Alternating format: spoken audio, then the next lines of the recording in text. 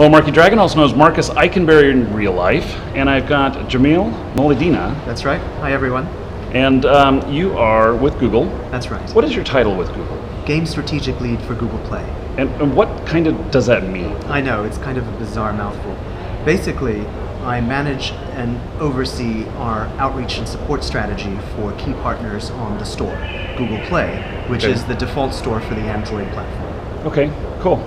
So I saw a talk from you today, and you mentioned something in there about Isaac Asimov, which I've been influenced by some of his stuff, and you mentioned about kind of dreaming about some of the storyline stuff. Yes. So tell me a little bit more about your fascination with this.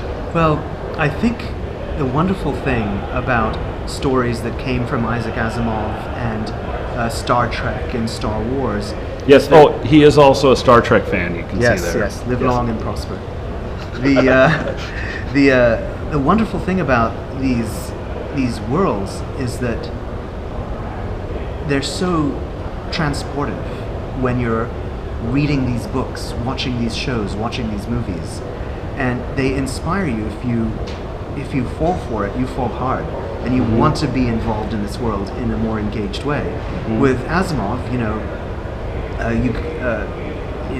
he was writing before my time, but when I discovered him, I would go to the bookstore and continuously find the next book that would be available, and I would scour all the different Walden books and B. Daltons looking for that next Asimov book, because he posed this wonderfully consistent world where robots are trying to deal with these three laws of robotics. And he also had the Foundation series, which was set at a different time and had its own set of rules and ideas, and they were definitely idea-driven experiences. And I wanted to learn more and get back into them.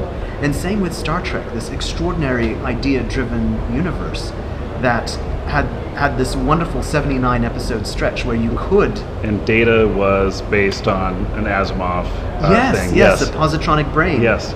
Absolutely. And so Next Generation picked this up, but also fans adored this universe, present tense this universe, and similarly with Star Wars. And people dress up in cosplay, people build their own tricorders, people build their own R2-D2s, and you see them at the Maker Faire. People want to participate in these worlds. And so, to me, this coincides with the inflection point that we're at in the game industry, where we're moving from a 2D screen-based operation and opening up the ability to step into these virtual worlds. Now, certainly, there are going to continue to be screen-based games. We all have a phone in our pocket, and we're going to continue to play games that way. And not that there's anything wrong with that. But no, there's still going to be a call for all the... Every time a new media comes out, the old media is still valid. Yes. It's just that there's another choice. Yes, there's another choice that has the ability to bring another class of human experiences to life. So I think of it in many ways like the transition from theater to film, where theater, you're talking to an audience in the room. You have to kind of speak in an exaggerated voice. You have to have exaggerated makeup, and there's basically one perspective on the action.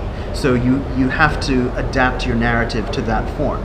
With film, everything opens up. You have different camera angles. You have different focus. You have different composition of characters in shot, and you end up with something like Citizen Kane.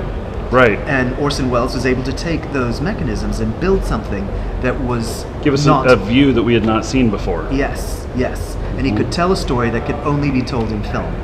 Similarly, we're looking for games that can only be done in VR, or at least better in VR. So Daydream is... Which is what we learned about today. He was speaking here at... we're at Austin Game Conference. Yes. That's right. Yeah. So he got a little keynote action today. It was great. It was great to speak speak to the Austin audience, because there's so much creativity here. And in fact, I think the creativity of developers from the PC, console, and handheld world, this is a moment for them to come back into pop culture.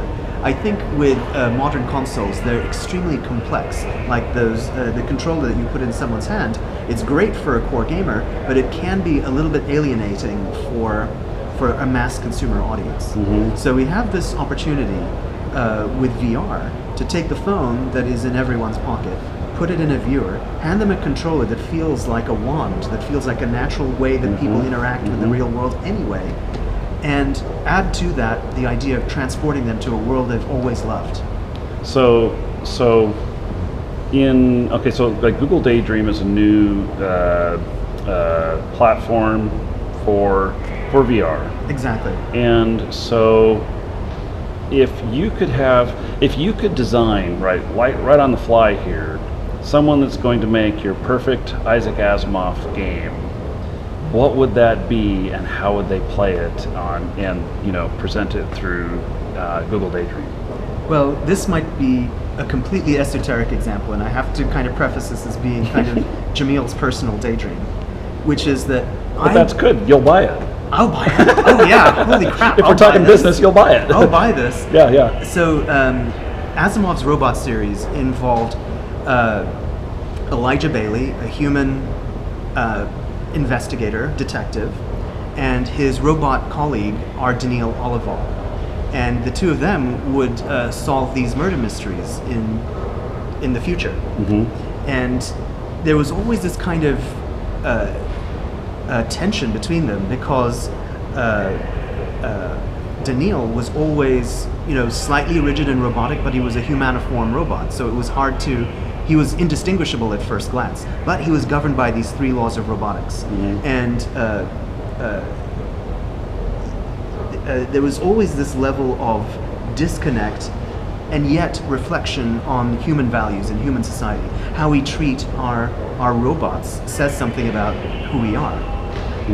And so I would love a game where we are investigating a murder, and I play Bailey, and an AI plays Daniil. And I have this kind of dialogue with him. And he's standing right there, like you and I are sitting here right now. And it's okay if his dialogue is a bit stilted because he's a robot. It's okay if the AI is like pulling different responses from different places. And it sounds a little bit rigid, but almost real, which is perfect for a game about, for a story about robots. And I love the kind of investigative element, because that has a kind of puzzle solving that works in games. Imagine that all brought to life in one game, and I would be thrilled. I would spend a lot of time in that. Yeah. So, all right, I think that it sounds very easy to be done on Daydream. Well, it's interesting, because I think the natural thing that people will do is first take bits and pieces of different experiences. So Daydream is really 4 components in this high fidelity performance mobile VR system. It is a high-end smartphone, so it's the device that's in people's pockets. Yeah, and you mentioned that those are not available yet. So they're going to be coming onto the market with Android N or whatever. Yes, so Daydream ready phones are coming onto the market this fall. Okay. The Android operating system is, the N version of it is upgraded to run VR mode. Okay. We have a bunch of content that we've been curating, games, apps, and things in between, that will be launched with the platform. And we have a headset and controller which ship together. So whenever you have the headset, you have the controller as well. It ships on a one-to-one basis, which is really important to game developers and to game players, that you always have the right input system available to you. So my expectation is that the launch portfolio will have a lot of only in VR and better in VR experiences.